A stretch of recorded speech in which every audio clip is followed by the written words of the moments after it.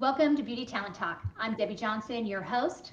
Beauty Talent Talk, our mission is to inspire, share expert insights, and to empower personal and professional growth. Today, our episode is featuring our guest, Brittany Meeks, VP of Global Amazon and Pure Play. Brittany, thanks for being here today. Thank you for having me. And Kirsty, our moderator. Yes, thank you very much for having me as always. And don't forget, we are very lucky to have Brittany here today. So if you do have any questions, any queries, anything you want clarification on, please do pop that in the comments and I will endeavour to bring it to the panel. Wonderful. So our title of the episode is Prime Position, Building Your Beauty Career in the Age of Amazon. So Amazon has become a machine in the beauty industry, and no matter what your discipline is, you're having to cross-functionally partner, support, etc. And our conversation today, and kind of set the stage of it, is going back to the beginning of Amazon. So Amazon launched in beauty in 2000, but back then, no one really wanted to touch Amazon. I'd love, Brittany, to get your perspective, because Amazon has really changed and got a lot of momentum over the last 10 years. What stands out to be the driving forces and factors that have changed in Amazon in the last 10 years? Absolutely. I think, I mused with you prior to the show about how when I first went on Amazon, it was all books and oh my gosh, how boring. And then from there, it started to expand categories. And then from there, beauty came on. And, I think at the origin of beauty, it was a lot of 3P sellers, a lot of I have the inventory now and I just sell it until it's gone. And then it might pop up somewhere else. There wasn't a consistent flow of product. And there also wasn't a consistent flow of creative or of that experience that you have when you want to discover something or see something or learn about something. What we see now is it is a place not only for replenishment, but for discovery and finding new things, but also being able to have that mixed basket where I'm getting new laundry detergent, but oh my gosh, I just heard about this really cool sunscreen. I need to get that as well. Yeah, that go-to destination. I mean, I remember going back 10 years ago, I think brands were entering Amazon to manage the diversions, the counterfeit products that were hurting the brand. They wanted to take control. What are your thoughts on that from the earlier days before Amazon really started taking off? I think it was the Wild West. It truly was. I mean, at that time, anyone could have just gone to a hotel room in any country, opened up their suitcase and started selling on Amazon. So, Amazon's truly changed the way we shop in the fact that they have not only the capabilities that they have now, but the full funnel media they have. So when I think about that evolution, I have to talk about the media as well, because what you have there is a closed loop ecosystem that can drive the customer to purchase.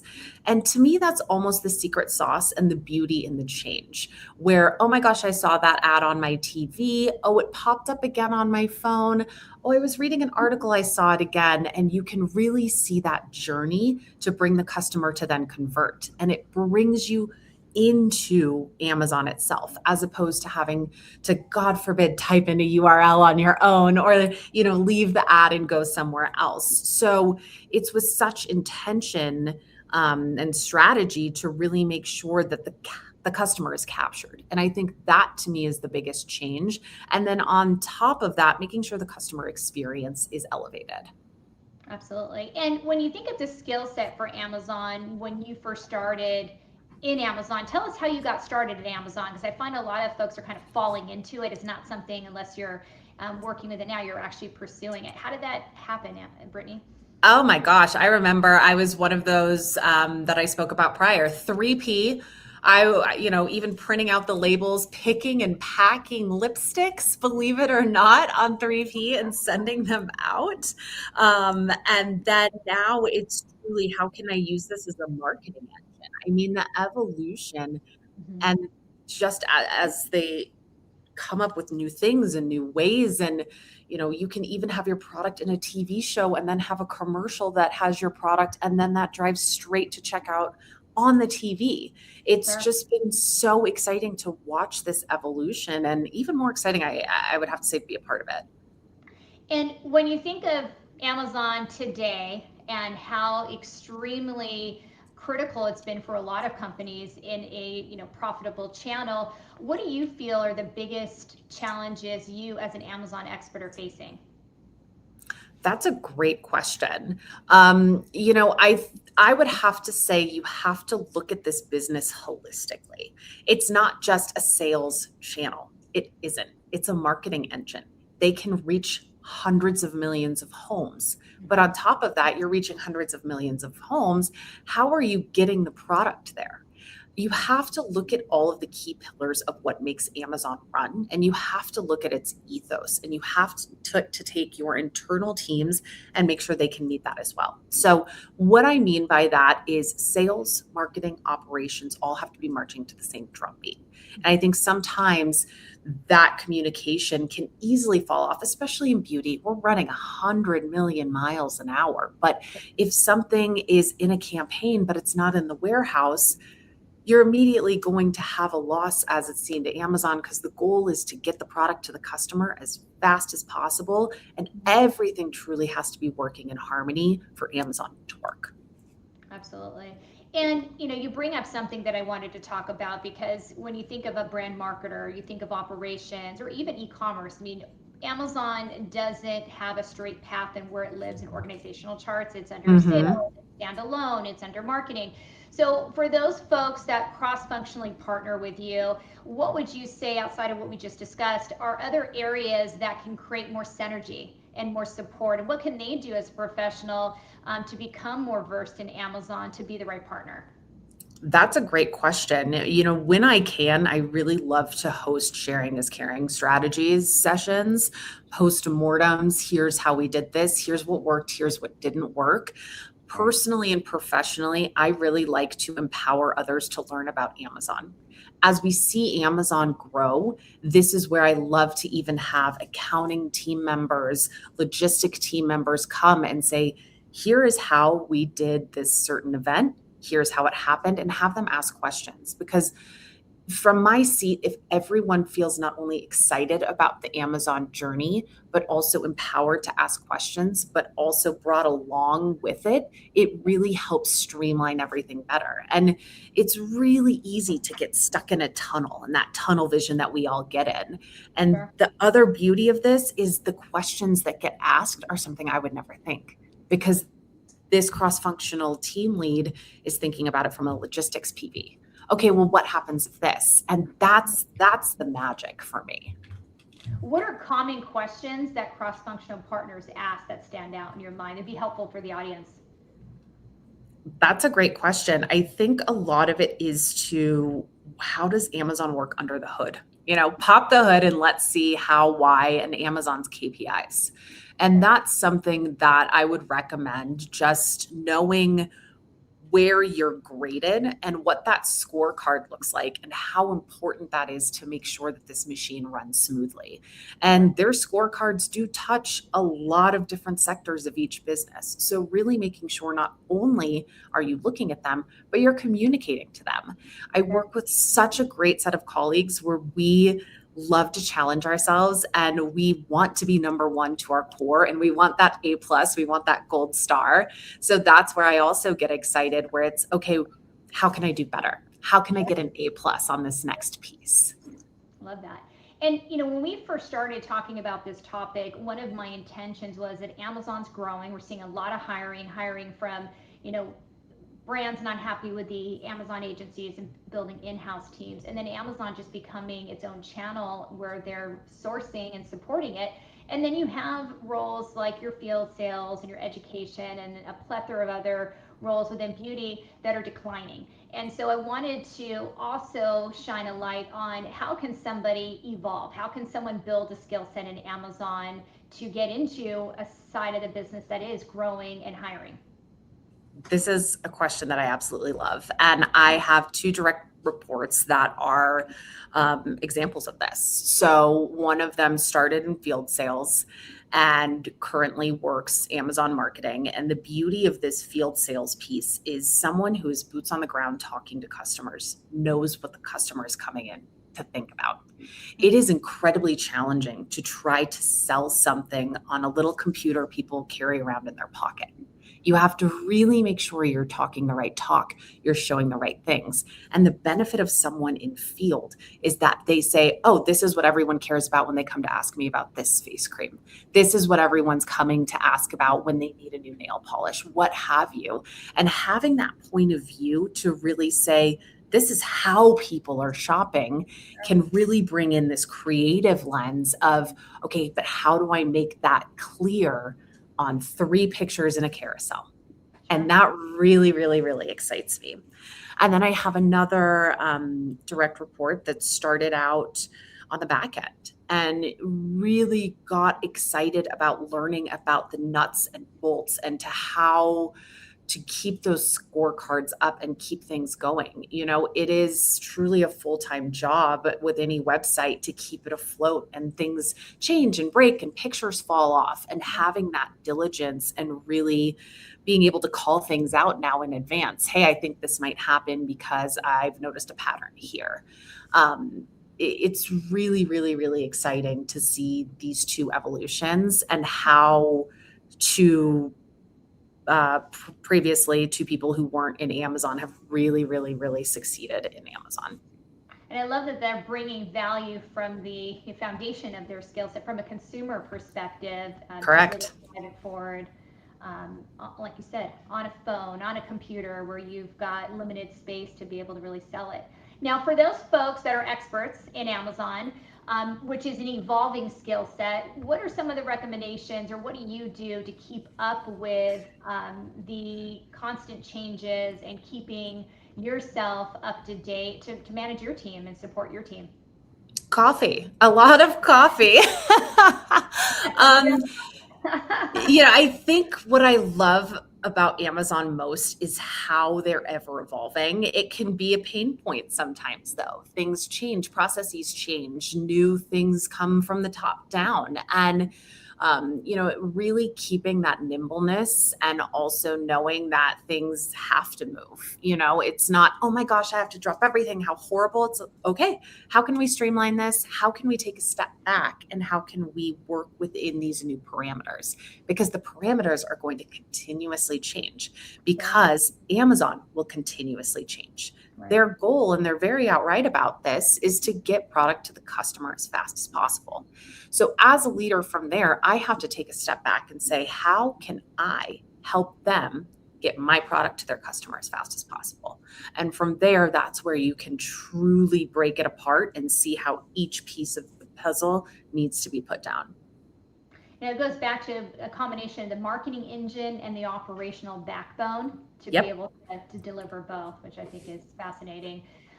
So I'd like to also go into a problem as a recruiter that I solve often with companies is channel harmony.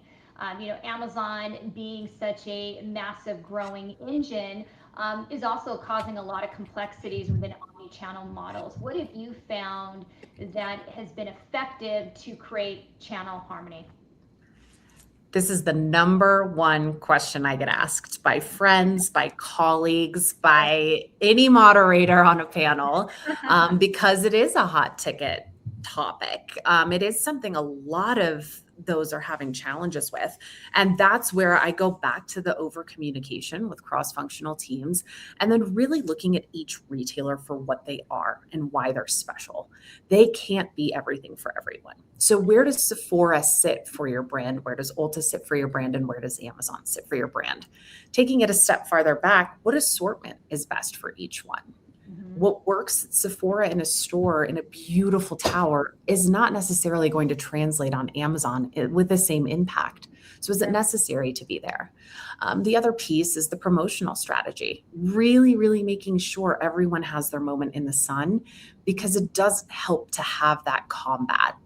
Everyone loses when everyone fights against one another. So really making sure that you can hold hands with your cross-functional teams and everyone can have their moment to shine, and then also their assortment that really, really sings true to that customer. Wonderful, thank you. I think that gives some insight into solving a problem that's a complexity for so many brands. So I also want to talk through Amazon agencies and Amazon roles. So I have definitely noticed a gap in skill sets where Amazon candidates are really letting the agencies own strategy.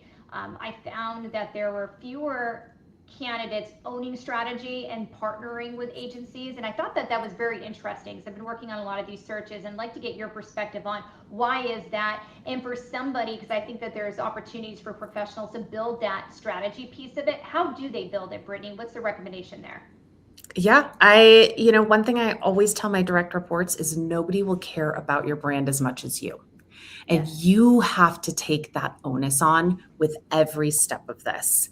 It is the agency's job to volley off of something you set and give to them.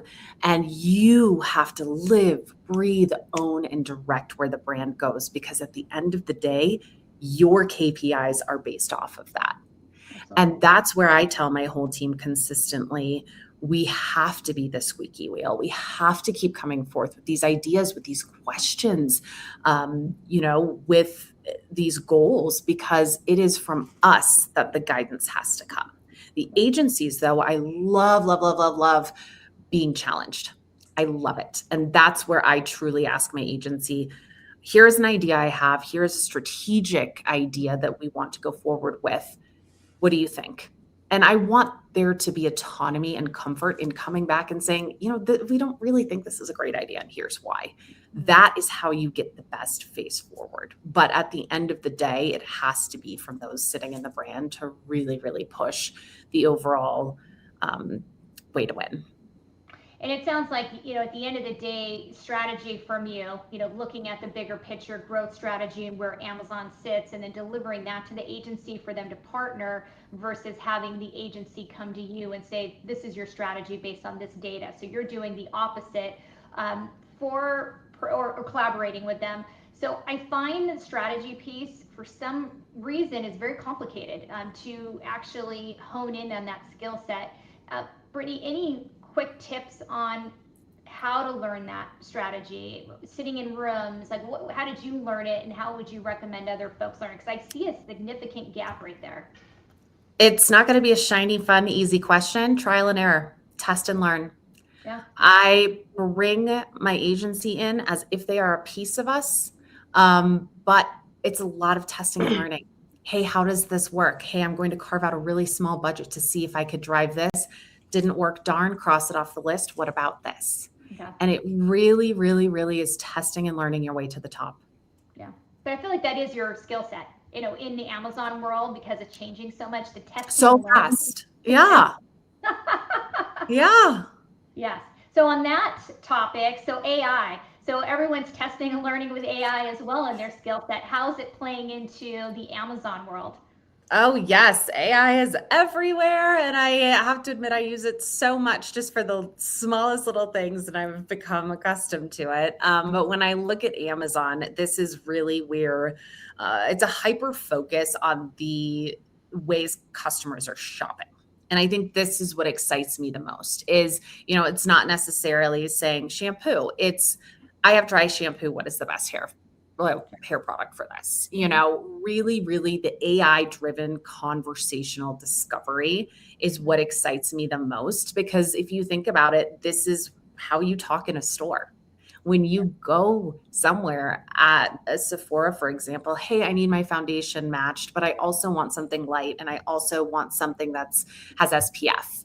This is how we can bring this into this digital world and truly have such a great lever and measure of success with the way that people shop. Amazing. Love it. It's just allowing it to complement your skill set. Yes, exactly. So I'm going to talk real quickly about our next episode in September. So Angela Bennett, we've had Angela on before. She's an executive coach in the beauty industry. So we're going to focus on the topic, Own the Room, interviewing with confidence in beauty. So Angela and I have regular touch bases, and we talk about our pulse on the employment market, what we're seeing, what people are struggling with, etc. And there were 3 topics that really stood out that we're going to center this conversation around. Executives are getting hired, the searches are happening, certainly seen a lot more momentum in 2026 than 2025. But I do see that some professionals still struggle with tell me about yourself. It's like a 50-50. 50% of people have nailed it, 50% go off on tangents and actually turn off the hiring manager before they've even started the interview. So we're going to do a live role play. I'm going to be the hiring manager. Angela's going to do a run through on what not to say and what to say. And I think this will hopefully drill down a great example for professionals to adopt and adapt in answering that question. We're also going to go into panel interviews. Panel interviews are also something that are very complex, and being able to work the room and make sure you connect and understand which each executive is looking from you in an interview process is complicated. So we're going to talk through tips on that. And lastly, imposter syndrome. It exists. It's a problem. I think candidates have imposter syndrome, or people in general, at different stages of their career. It doesn't matter if you're 5 years in or you're 25 years in. If you sit in a room with executives that are intimidating you, that can come into play. And so we're going to talk through mindset tips and tricks to be able to really overcome that and center yourself to be confident again. So lots to unpack on our next episode, which is next month, September 24th at 12 o'clock PST. So Brittany, back to you. So I always like to ask my same question consistently on each episode, which is, as a hiring manager, what are the attributes that you look for? I love this question. And where I go back to is, if you've ever heard the saying, jack of all trades. With so many of these small beauty brands, and actually how I got started in beauty, you have many different hats, and you have to be the person that makes sure something gets shipped, but you also have to be the person that makes sure something gets sold. And there was one point where I would truly go on live TV, sell the product, come back and help pack a Costco order. When I see someone that has this type of startup mentality, I get really excited because it really shows problem solving, because you have to problem solve when it's not a large organization that has a load of cross-functional teams to help. And that to me can be really exciting of, okay, I have a problem. How can I tackle this problem? I've done something like this before. And it's exciting to see. That's great. Thank you for sharing that. So Brittany, thank you so much for joining us today and sharing your insights and expertise.